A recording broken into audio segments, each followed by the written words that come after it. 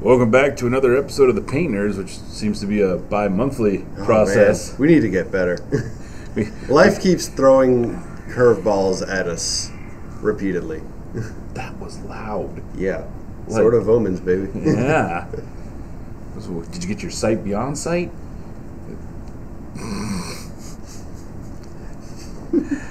Today's episode is going to be less about actually painting and more about what we enjoy painting and our reasons behind it. So I guess I'll let you go first. Okay. You are still. Since I was the one that remembered the. Well, yeah, not only that, but you're still a kid, man. Like I remember a lot of the stuff you're talking about, but like my painting is like over here. Yours is just like. I get excited when I get to paint. Mm-hmm. I do. I genuinely do. But I don't get as excited as you are when a new model kit comes out. Oh, yeah. Like, I am not that guy. I'm like, piece of childhood. Like, I'm genuinely not that guy. Like, you could say, like, all of my friends who are into the mini community, they're like, oh my god, this new Tau set's coming out. I'm like, dang. Man. Well, I mean, like that, not so much, but like the things that trigger nostalgia for me absolutely are like, oh, I must have the new shiny.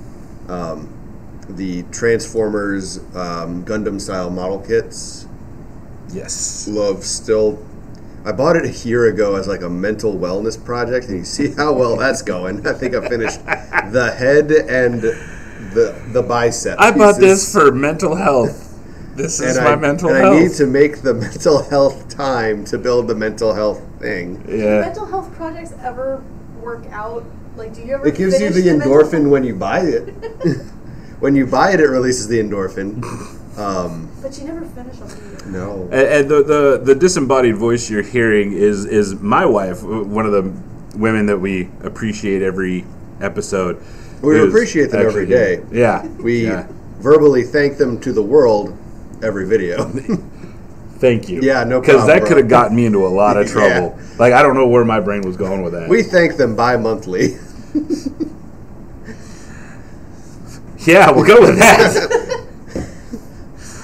So like, and when he was talking about Transformers, I actually really enjoy like custom painting Gundam models. That's come so much more since the last time I've seen it. It's crazy good. Yeah, this is a custom Gundam Sazabi that a friend of mine just he bought the models in just a willy-nilly kind of, oh, this is cool, I like Gundam, let's put them together and put them on my shelf for no reason. And when he realized that I was painting Gundam models here, he's like, oh, I have Gundam models at my house. Would you paint them if I paid you? And I'm like, did we say money? which is effectively what happened. Give me the folding shiny. Yeah, if it folds, it's great. Let's do this. So, like, he brought me, like, we were talking about Gundams, and he was like, oh yeah, I have one of those big Gundam, and he didn't even know the name. Like, he knew what it looked like, he just didn't know the name. And I literally asked him, I'm like, how much about Gundam do you really know? He goes, dude, I just like the machines, dude. Right. They look cool. They look cool on the shelf. Oh, yeah. You know, and then, you know, you can actually go online and see people, like, putting them together and custom painting them and all that other good stuff. And, like, that's amazing. Like, there's a guy, and I think he's in Japan, and just the sheer amount of badassery that comes out of this dude, you're just like, because he'll literally take the model and he'll look at a particular scene of that particular Gundam in a show, and then he will literally mix paints and paint by section, and then do a blend for that forced shadow effect. And it looks like a legitimate Gundam. Like, it's going to jump off of his desk and start shooting things. And I'm sitting there going, that's just not fair to the rest of us. No. Like, out. Like, I sit there, I painted a custom Gundam Sazabi, got all the little trim. Like, much respect. Out. Yeah, but him, it's like, dude, you hurt me because I will never have that skill. But then again, I also applaud him because it gives me something to shoot for. Mm-hmm. So what's another one of yours? Like, I know Transformers is huge for you. Transformers, obviously huge. just before the stream started, we were talking about G.I. Joe, which is coming out with a new RPG and miniatures game. Not quite to like the Warhammer level that they made it seem like when they first announced it. Do you get to use the actual figures if you have them in your basement? I mean, you probably could. But it's like a miniatures board game. Oh, really? Kind of like the Power Rangers board game that they have out now. You'd figure it'd be something more like Kill Team, but with G.I. Joe. That might be, I mean, in fact, I don't know as much about Kill Team or Hammer in general, but from what it's been described, it sounds kind of like a Kill Team / board game thing. I don't know. It's still Kill Team is essentially a board game. It's just instead of using a big army, you use like 5 dudes. Okay.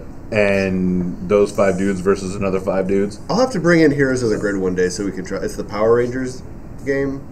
It's just so we can try it and you can like say, "Oh yes, it's like Kill Team." Or, dude, what did you bring? What cursed object have you brought into this? All I could see in my mind, knowing you, is you dressed like the White Ranger. With the little communicator, Saba, and everything, going, we're going to play this game, and doing some pose. No, but because that would just be funny to me. G.I. Joe cosplay. Shameless plug for the 788th G.I. Joe cosplay group. I will be running a game for them, and we will all absolutely be in costume, and I will try to get it. I'll try to get their all permission to record it for posterity. I love you, man. I love you. And like another going back to that, it's the characters that they couldn't get licenses for, like Sergeant Slaughter, just because it's a celebrity and it expired. Like we really, really wanted to, but we didn't want their lawyers to send us home in a ditty bag, an itty bitty ditty bag. Well, see, that's why print in a block in the book it says this, and I'm like, this is why this is a great game. See, that's where you get smart and you have somebody who's a good 3D modeler, make an STL. If only. You don't look at me. Don't look at me. Well, I mean, I can get on Hero Forge easily enough. And like, find a friend, nudge, nudge, wink, wink, that has a resin printer. If only I knew someone with a resin printer. Oh, who should we call? But, yeah, print your own, paint it up. Give them some stats, call it good. There you go. So yeah, G.I. Joe Transformers are all big for me. The Ninja Turtles had a minis board game for a while. I never got the game itself, but I got the little Usagi Yojimbo, like Asian art style Ninja Turtles pack. The rabbit. And I painted them. They're freaking awesome. Star Wars and Marvel, obviously, and I'm trying to get into Star Trek minis. But well, I mean, they should be pretty easy to paint. Their color scheme is pretty. But their skin tones. You could just literally hit it with blue or green and call it an Orion or whatever. You could. You could just like put fuchsia on there and say, oh, this is from Alpha Persei 8 or whatever. I mean, that same argument could be said about Space Marines. Like, okay, dip them in blue, then dip them in Null oil. You're not wrong. No. Let's see. For me, I kind of really enjoy painting miniatures from Reaper. Mm-hmm. Like they make some really, really interesting miniatures. But I go on the 504 mini page, you will see a Reaper Kraken that I painted a while back. My wife is now hating you. She wants to paint that so bad. Don't. You're going to get me in trouble. Yeah, Stop. Probably. Dude. If you don't see me on the next episode, you know what happened. Mm-hmm. No, by all means, continue. Ignore the man behind the curtain. If you don't see Chris the next episode, you know what happened. That's probably more accurate.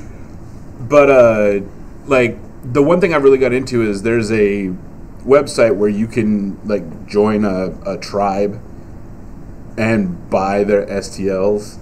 And, yeah.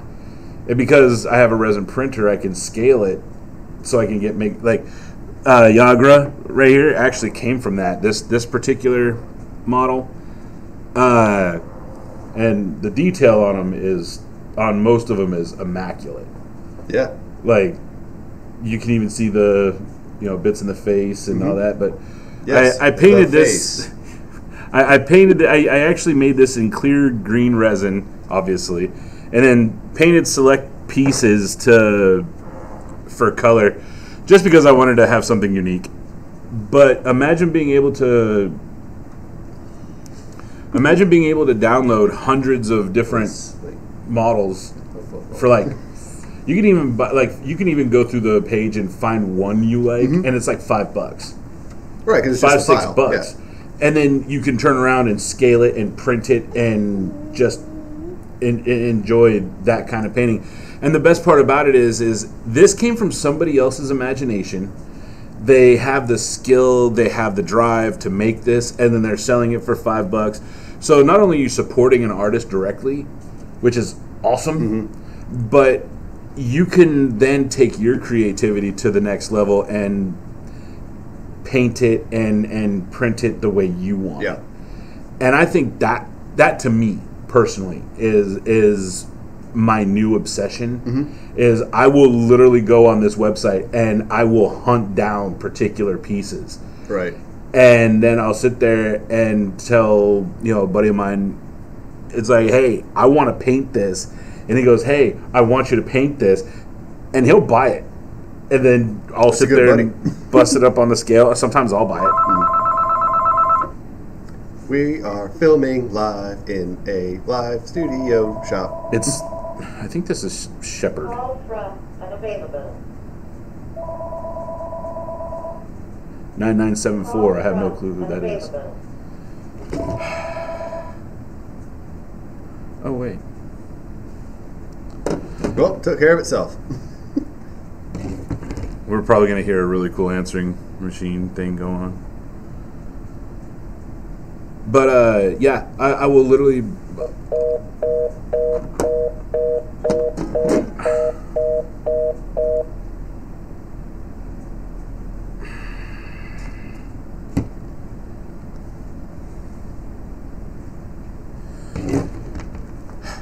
And roll. Yeah. Sorry about that. It's my buddy Shepard who paid for the Gundam models to be painted. And I'm just gonna text him. It's like, hey, dude, I am currently filming. But yeah, I go to this website and His ears are burning. Yeah, right.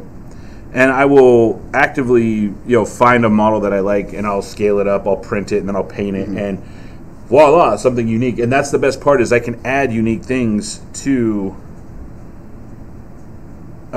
your collection, Right. with that.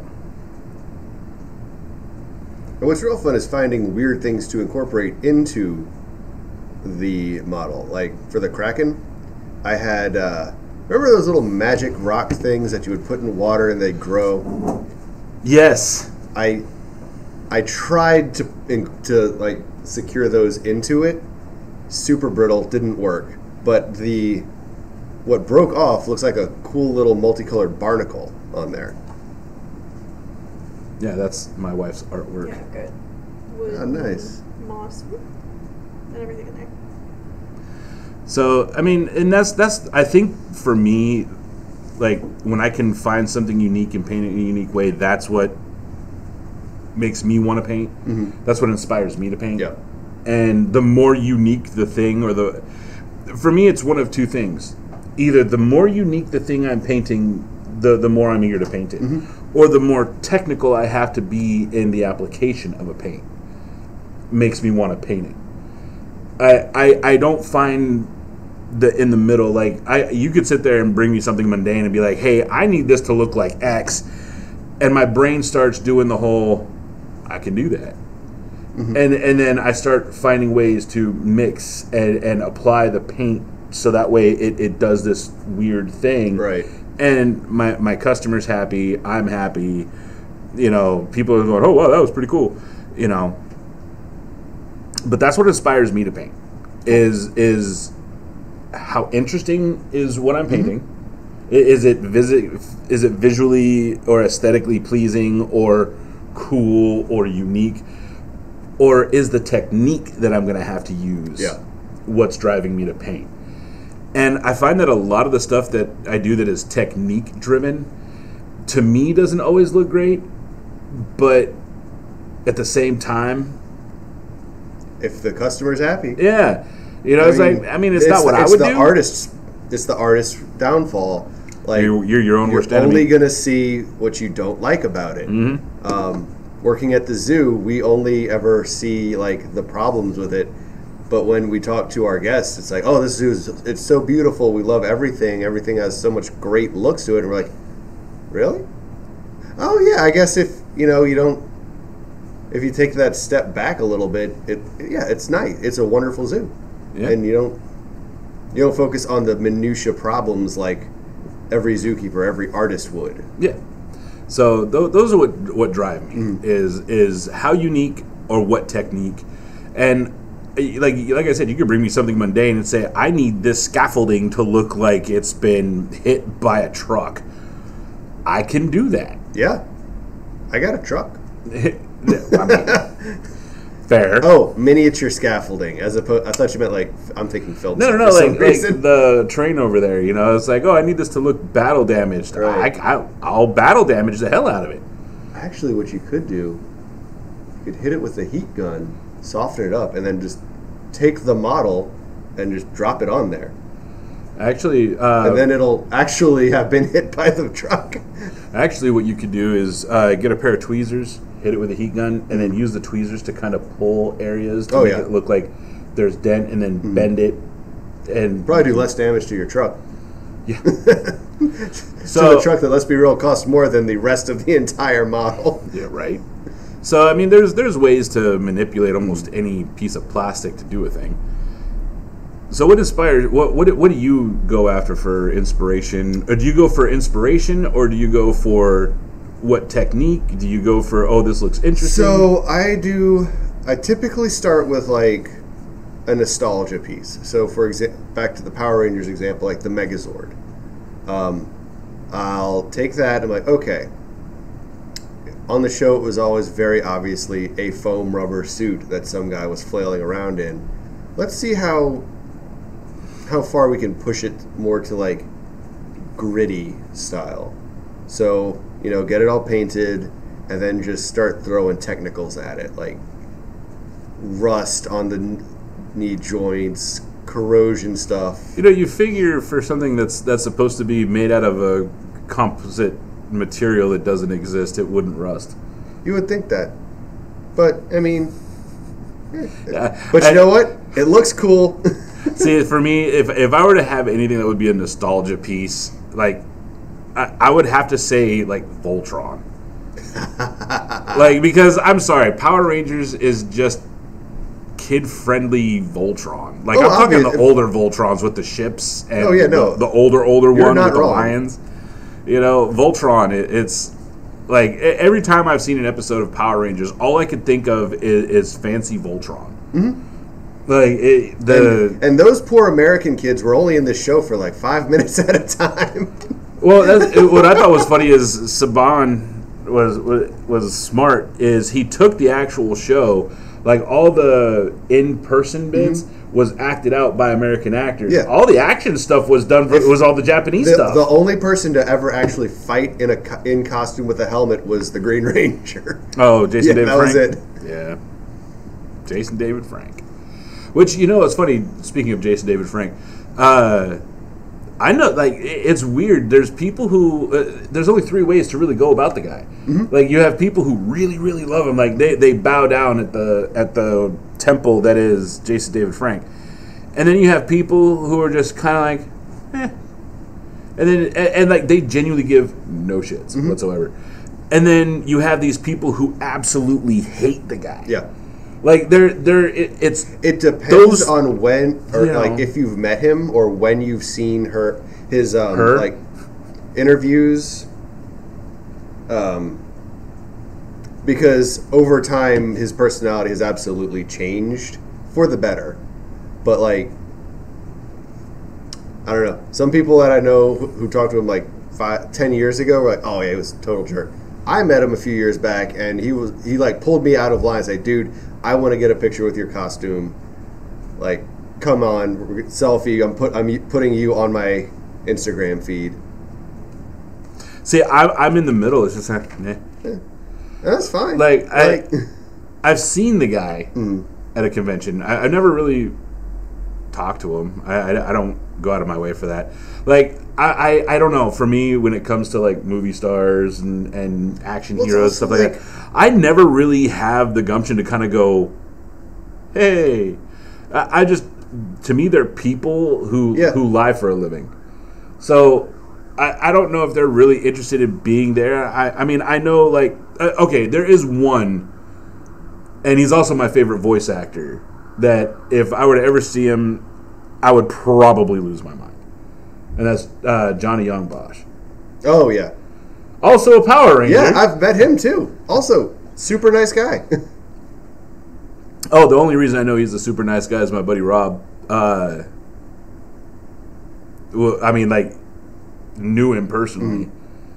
And he was like, oh, dude, he's so chill. He just like, meh. I'm like, that's kind of dope. I think it also kind of depends on what you're hoping to get out of the interaction. Because, like, some people go and think, oh, man, I'm going to have this huge conversation. It's like, no, there's a line of 50 people behind you.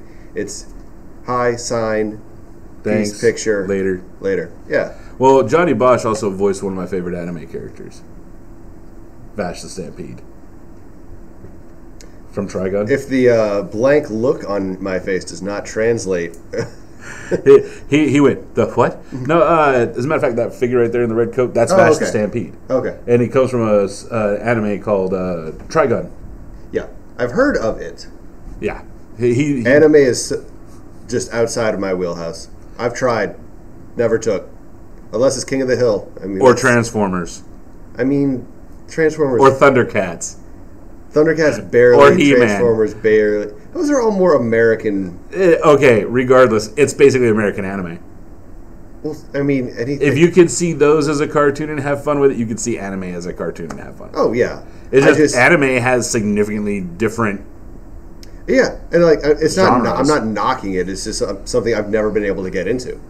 Hang around me enough, you'll find yourself watching something. Look, I have the same issue with so many TV shows that. Yeah. Like, objectively, I should love this show. Based off of what I do and what I like, this show should be right up my alley, and I've been there. Like this checks every single mark off on my list. Why don't I like it? See, and that's the funny thing is, like, when you don't like a show that should be in your wheelhouse, it just shows you how boring you really are. it literally shows you how, like, I can't. Like, I should like this, but I don't. It proves just how boring you are as a human being. Because you find those people who are, like, absolutely in love with it, and you're just kind of like, eh.